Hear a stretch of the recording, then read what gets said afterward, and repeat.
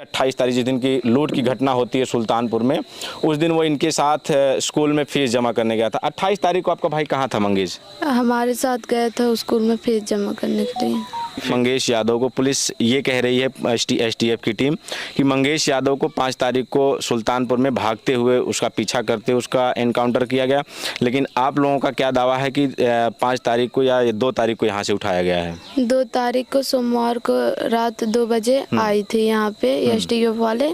तो हम लोग पहले सोया था तो उनको उठाए, 1-2 झापड़ मारे, पकड़े तो इनकी माँ जो अभी भी बेहोश हैं और बेहोशी की हालत में ये पड़ी हुई हैं यहाँ पे। इनको परिजन बताते हैं कि अगर जब इनको होश आता है तो ये पूछती हैं मंगेश को और रोने लगती हैं और फिर बेहोश हो जाती हैं।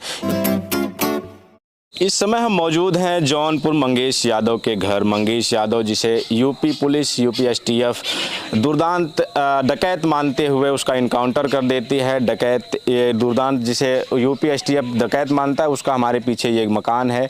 ये मकान भी क्या कहेंगे, इसे झोपड़ी कहेंगे, फूस की झोपड़ी है। ये एक 5 बाई 10 का एक कमरा होगा। इसी में इनका जीवन व्यतीत होता था उस अपराधी का, या उस जो पुलिस की नज़र में अपराधी है, डकैत का। अब डकैती का माल कहाँ लेके जाता था वो उनके घर वाले बता सकते हैं या इनके गांव वाले। गांव वालों से बात करने पे पता लगता है कि 28 तारीख जिस दिन जो घटना हुई है, उस घटना से और 2 तारीख जब उसको उठाया जाता है, उसके बीच में मंगेश यादव यहीं इसी घर पे होता था, अपने खेतों में जाता था, बाजार हाट जाता था। लेकिन 2 तारीख की रात इसी जगह पे जहां हम हैं, इनके परिजनों का कहना है कि इसी जगह पे वो सो रहा था। बहन है उनकी मंगेश यादव की बहन से बात करेंगे कि पूरा ये बताएंगे क्या मामला था। इनको हमने सुना भी होगा, कह रही थी कि 28 तारीख जिस दिन की लूट की घटना होती है सुल्तानपुर में, उस दिन वो इनके साथ स्कूल में फीस जमा करने गया था। 28 तारीख को आपका भाई कहाँ था मंगेश? हमारे साथ गया था स्कूल में फीस जमा करने के लिए। फीस जमा करने के लिए गया था। हाँ। तो क्या फीस जमा करने कितने बजे तक आपके साथ था वो? शायद 9-10 बज रहा था, वही हम दोनों गए थे साथ में।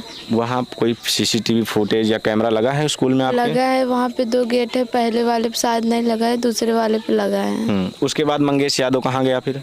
वो घर पे आया था। घर पे आया। हाँ। जब आप स्कूल से वापस आई तो मंगेश यादव कहाँ था? घर पे ही था। कितने बजे स्कूल से आई? 2 बजे। 2 बजे। तो 2 बजे आप स्कूल से जब आई तो उस टाइम पे मंगेश यादव घर पे था।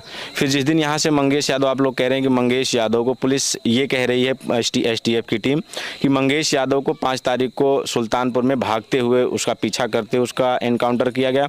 लेकिन आप लोगों का क्या दावा है कि 5 तारीख को या 2 तारीख को यहाँ से उठाया गया है? 2 तारीख को सोमवार को रात 2 बजे आई थी यहाँ पे एसटीएफ वाले।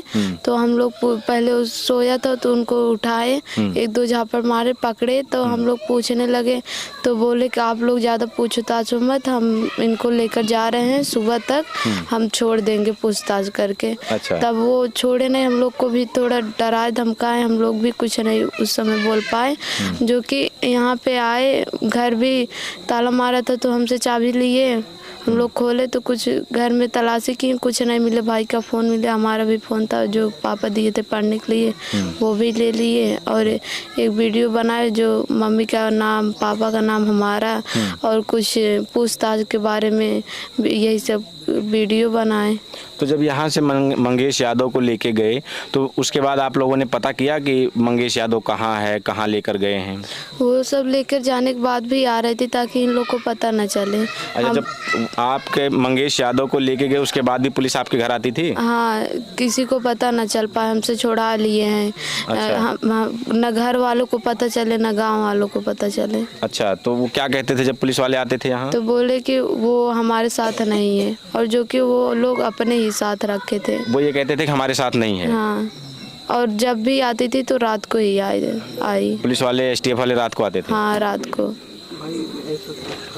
क्या आपका भाई इससे पहले भी ऐसी हरकतें करता था? कभी इस तरह की कहीं से चोरी डकैती करके आता था, आप लोगों के कुछ माल और कुछ पैसे या लूट के लेके आता था? पहले पापा के साथ रहता था।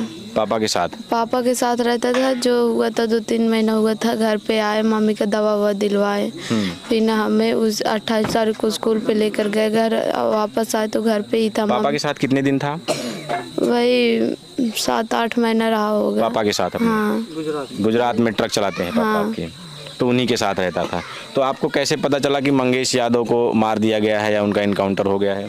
जब मार दिए तो पुलिस वाले आए थे बताने के लिए, मम्मी से डायरेक्ट बता रहे हैं आप कुछ जानती हो, तो मम्मी बोले नहीं हम कुछ नहीं जानते, तो बोले कि आपका बेटा मर चुका है, चलिए आप देख लीजिए, ऐसे वो लोग लेकिन बोले। एसटीएफ वाले तो ये कह रहे हैं कि वो मोटरसाइकिल से भाग रहा था और उसका पीछा करते हुए जब एसटीएफ उसका पीछा कर रही थी तो उस टाइम पे उन लोगों ने वापस एसटीएफ वालों पे ही गोलीबारी कर रहा था, इसलिए उसको मार गिराया। वो तो घर से ही लेकर गए थे, उसको मारने के बाद सब चीज़ दिखा रहे हैं, फिर उसको जब मार उठा तो कुछ भी आप कर सकते हैं ना। उसके मोटरसाइकिल आपके पास आपके घर पे थी? नहीं है, यही देख लीजिए, घर भी नहीं है, मोटरसाइकिल कहाँ से रहेगी।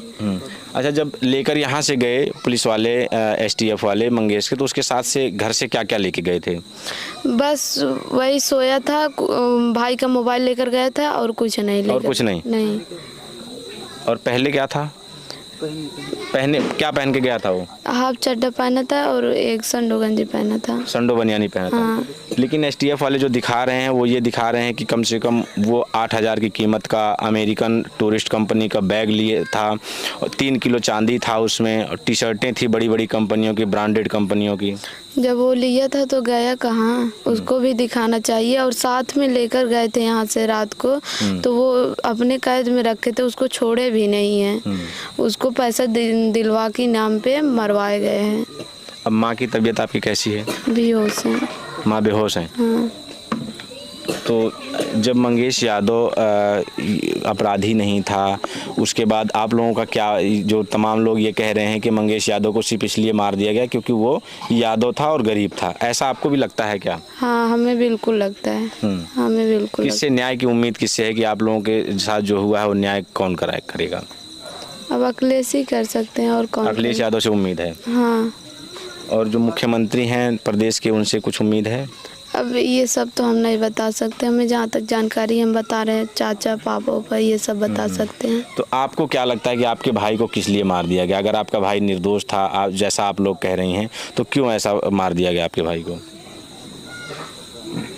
चलिए, तो बच्ची है ये, लगातार ये भी अभी काफ़ी देर इंतज़ार करने के बाद, क्योंकि ये बेहोशी की हालत में थी, और समझ सकते हैं किसी का भाई, जवान भाई, बड़ा भाई था, किसी के भाई की इस तरह जो दुनिया छोड़ के इनके बीच से चला गया है, और उससे पहले इनको पढ़ाई का जिम्मा, फीस जमा करने जा रहा था।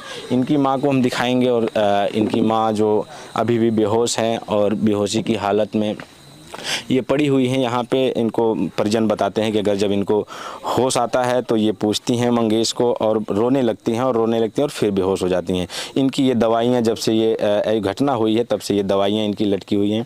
जब इनको दवा खिलाते हैं, इनकी दवा चल रही है।